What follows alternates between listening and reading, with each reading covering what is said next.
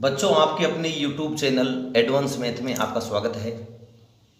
और आज हम बात करेंगे कक्षा 10 की गणित के सूत्रों की। चूँकि हम सवाल तो कक्षा 3 से पढ़ते ही रहते हैं और खूब पढ़ते हुए आ रहे हैं, 10वीं क्लास तक पहुंच गए हैं। लेकिन आप जानते हो कि जिस तरह अंग्रेजी में मीनिंग्स याद नहीं हो तो अंग्रेजी का कोई महत्व नहीं होता। बिल्कुल उसी तरह यदि गणित में सूत्र याद नहीं है तो फिर कोई मतलब नहीं आपके पढ़ने का। आपने पढ़ा जैसा नहीं पढ़ा। मान लो आपने सूत्र को देख करके सवाल कर भी लिया तो कोई मतलब नहीं है उसका, वो सब बेकार है। बोर्ड के एग्जाम में क्या आप सवाल कर आओगे यदि आपके सूत्र याद नहीं है? तो बिल्कुल नहीं होगा, क्योंकि आपने सूत्र तो देख करके किया है ना, फिर एग्जाम में आप भूल जाओगे। तो इसलिए मैंने सोचा क्यों नहीं आज गणित के सूत्रों की बात की जाए। यदि सूत्र याद है तो समझ लो कि हमारा 50% काम पूरा हो गया। ज़्यादातर समस्याएं सूत्रों से ही आती हैं। तो चलो हम बात करते हैं सूत्रों की। सबसे पहला सूत्र है यूक्लिड विभाजन प्रमेयिका का सूत्र। यह होता है a बराबर बी क्यू प्लस आर। और ये देखो ये क्या कह रहा है कि r का जो मान है, इसको ऐसे समझे, देखो मैं समझाता हूं इसको साइड में आपको, यहां समझिए। साथ में मैं सूत्रों को समझाता चलूंगा जो समझाने का है। जैसे कोई संख्या a है, इस संख्या में जब आप b का भाग दे, किसी संख्या a में b से भाग देते हैं तो भाग देने के बाद भागफल q और पूरा भाग दे लिया तो शेषफल r। ऐसे मान लो जैसे कोई संख्या 5 है, इसमें आप 2 का भाग दे रहे हैं, 2 दूनी 4, शेषफल 1 बच गया। तो ये तो q आ गया, क्यूटेंट मीन्स भागफल, QUOTIENT। या एक जो होता है ये शेषफल होता है, इसको रिमाइंडर बोलते हैं, REMAINDER, रिमाइंडर, शेषफल। और माना किसी संख्या a में किसी संख्या b से भाग दे रहे हो, b भाजक है, a भाज्य है, ठीक है। तब जाकर के ये सूत्र बना। एक होता है हमारे पास भाज्य बराबर भाजक। मैं एक नया पन्ना ले लेता हूं, उसमें अच्छा समझ में आएगा। वापस समझिए आप। जैसे कोई संख्या 7 है, हमने इसमें 3 का भाग दिया तो 3 दूनी 6, 1 बच गया।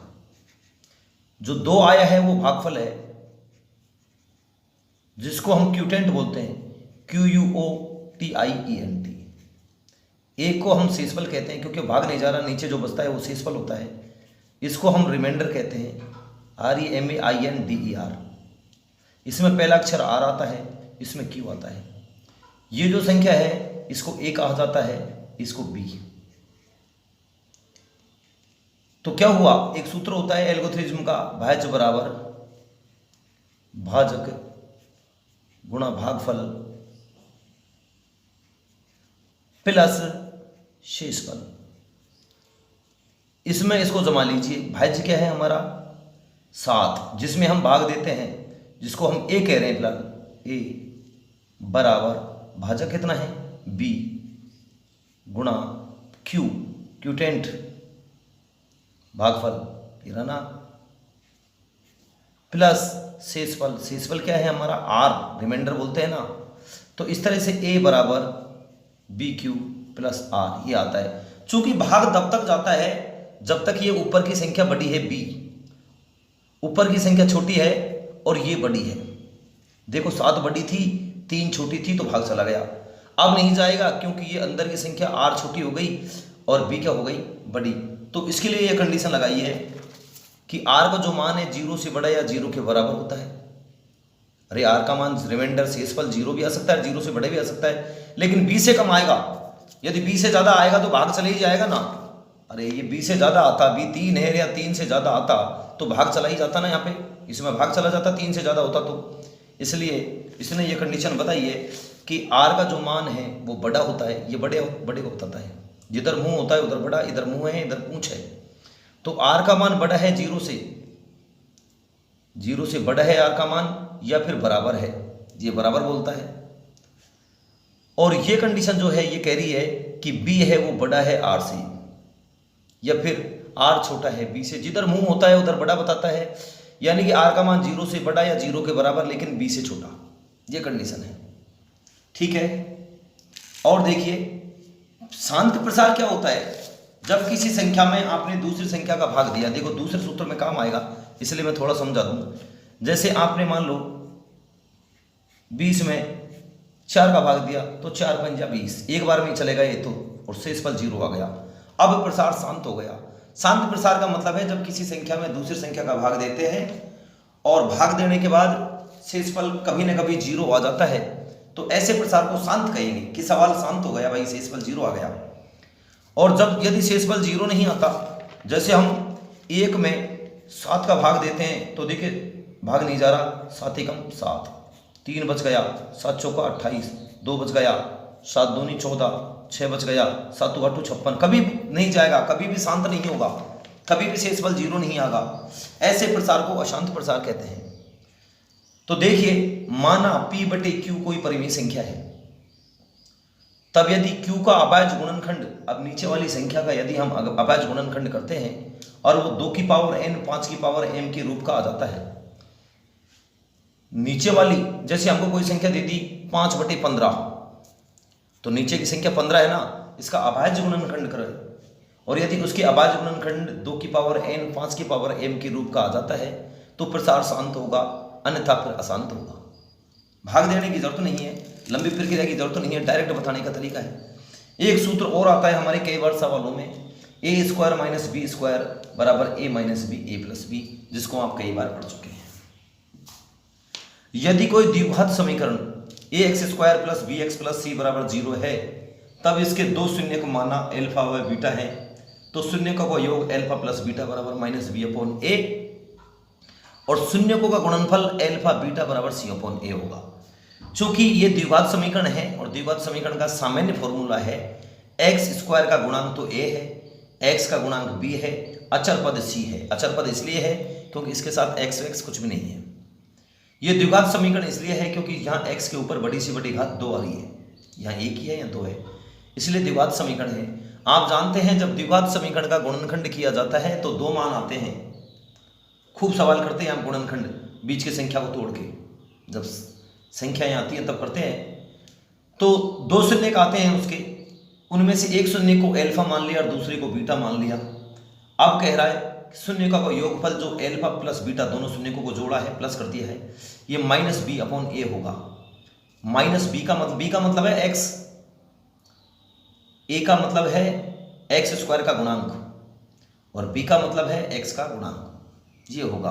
और शून्यकों का गुणनफल एल्फा गुणा बीटा, गुणा लगा लो भाई, एक ही बात है, सी अपॉन ए होगा। सी तो है अचर पद और ए है एक्स स्क्वायर का गुणांक।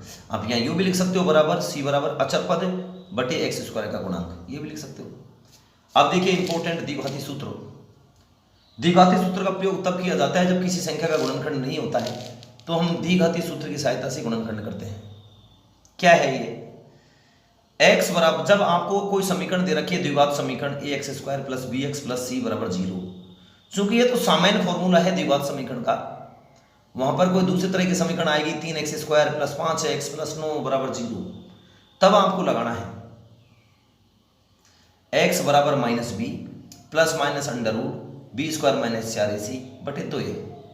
ये बहुत इंपॉर्टेंट है, बी स्क्वायर माइनस 4ac। ये कई बार पूछा है कि बी स्क्वायर माइनस 4ac को विविधकर कहा जाता है। कई बार सीधा पूछता है, कोई सवाल दे देता है 3x square plus 5x minus 9 का विविध कर याद करो, तो बस डायरेक्ट ये फॉर्मूला लगाना है, उत्तर आ जाएगा। और देखिए मूलों की प्रकृति ज्ञात करने के लिए यदि बी स्क्वायर माइनस 4ac का मान हमने निकाला, बी का मान रख दिया, ए का रख दिया, सी का रख दिया, इसको हल कर लिया और वो 0 से बड़ा आ रहा है, ये कह रहा है कि बी स्क्वायर माइनस 4ac है जो 0 से बड़ा है। इधर मुंह है इसका, इधर पूंछ है, पूंछ वाले को छोटा बताता है, तो पूंछ 0 की तरफ है। तो बी स्क्वायर माइनस 4ac यदि 0 से बड़ा है तो मूल वास्तविक होंगे, और यदि बी स्क्वायर माइनस 4ac 0 के बराबर आ जाता है, बी का मान रखा, ए का मान रखा, सी का मान रखा, हल किया इसको और 0 आ गया, तो हम कहेंगे कि मूल भी बराबर होंगे। यदि बी स्क्वायर माइनस 4ac का मान 0 से कम है, यानी 0 से माइनस का है, 0 को बड़ा बता रहा है ये, और बी स्क्वायर माइनस 4ac के मान को 0 से कम बता रहा है, 0 से कम का मतलब माइनस का जाता है कहने का मतलब, तो मूल वास्तविक नहीं होंगे। देखिए किसी समांतर श्रेणी का व्यापक रूप ए प्लस डी, ए प्लस 2d, ए प्लस 3d ऐसे ऐसे होता है, जहां ए तो प्रथम पद होता है, डी हमारा सारवंतर होता है। कोई भी श्रेणी दे रखी है, उसका प्रथम पद ए होता है, उसका सारवंतर हम डी निकाल ही लेते हैं। अब देखिए अगला सूत्र आ गया सारवंतर का। किसी समांतर श्रेणी का सारवंतर डी बराबर बी माइनस ए होता है। बी तो होता है दूसरा पद, ए होता है पहला पद, दूसरे पद में से घटा लेते हैं पहला पद। आगे देखिए, किसी समांतर श्रेणी का एनवां पद ज्ञात करने का सूत्र। एनवां पद का मतलब उसने कह दी, कोई समांतर श्रेणी दे दी और उसने कह दिया कि उसका 20वां पद बताओ, तो यहां एन का मान 20 हो गया, समझे। तो ए एन बराबर ए प्लस एन माइनस 1d। उसने कहा कि 16 पद ज्ञात करो, तो हम एन का मान 16 रख देंगे यहां, और यहां जहां जहां एन है 16 रख देंगे। जहां ए एन बराबर अंतिम पद, अंतिम पद का मतलब जो पद आपसे पूछा जा रहा है वही अंतिम होता है। किसी समांतर श्रेणी के एन पदों का योगफल। योगफल को अंग्रेजी में सम बोलते हैं, SUM, सम। सम मीन्स जोड़ या योगफल। तो शुरू में अक्षर एस आता है, चूंकि एन पदों का योग करवा रहा है इसलिए एस एन कहेंगे। एस का मतलब तो सम, एन का मतलब एन पद। जैसे वो 10 पदों का योग करवाता तो हम लिखते एस 10 पदों का योगफल। और इसका सूत्र होता है एस एन बराबर n/2 कोष्टक 2a plus n minus 1 into D, जहां डी सारवंतर है। एन जितने पदों का वो योगफल पूछ रहा है उतने पद लिख दो। जैसे 20 पदों का योगफल पूछ रहा है तो एन का मान 20। ए प्रथम पद होता ही है, जो श्रेणी आपको दे रखी होगी लंबी। और एक सूत्र और होता है, जब आपको सवाल में अंतिम पद दे रखा है, लास्ट पद, लास्ट का मतलब LAST एल आता है ना, तब सूत्र लगेगा एस एन बराबर n/2 ए प्लस एल। ए तो प्रथम पद, एल का मतलब लास्ट पद या अंतिम पद भी बोलते हैं। देखिए एक सूत्र और रह गया है, द्विघात बहुपद ज्ञात करने का सूत्र। एक तरह से द्विघात समीकरण ज्ञात करने का सूत्र है ये, x² माइनस। ये सूत्र तब काम आता है जब आपको सवाल में शून्यकों का योगफल दे रखा है, शून्यकों का गुणनफल दे रखा है। वो कहता है कि यदि शून्यकों का योगफल 5 है, गुणनफल -3 है, तो द्विघात बहुपद ज्ञात करो, ऐसे पूछता है। तो सूत्र आएगा x² माइनस शून्यकों का योग इंटू x प्लस शून्यकों का गुणा बराबर 0। 1 से लेकर के 5 तक की प्रश्नावलियों के सूत्र मैंने यहाँ पर लिख दिए हैं। आप चाहें तो इन सूत्रों की एक छोटी सी कॉपी बना लें, क्योंकि एग्जाम के टाइम पे जब आपकी बोर्ड की एग्जाम नज़दीक आ जाएंगी, आपके पास कुछ नहीं होगा, ऐसे समय में आपको एक जगह ये सूत्र सारे मिल जाएंगे, बहुत अच्छा रहेगा। बार बार कहने की जरूरत ना पड़े, सूत्रों के बगैर कोई मतलब ही नहीं है गणित का। गणित अधूरी सी है। तो आप इन सूत्रों को एक कॉपी में लिख लें। यदि आपको हमारी वीडियो अच्छी लगी है तो आप हमसे कहें, इसके आगे की प्रश्नावली के सूत्र में एक वीडियो में और बना दूंगा। और आपको बहुत बहुत धन्यवाद। यदि वीडियो अच्छी लगी है तो आप हमारे चैनल को सब्सक्राइब जरूर करें और शेयर करें, कमेंट बॉक्स में कमेंट करें और लाइक करें। बहुत बहुत धन्यवाद।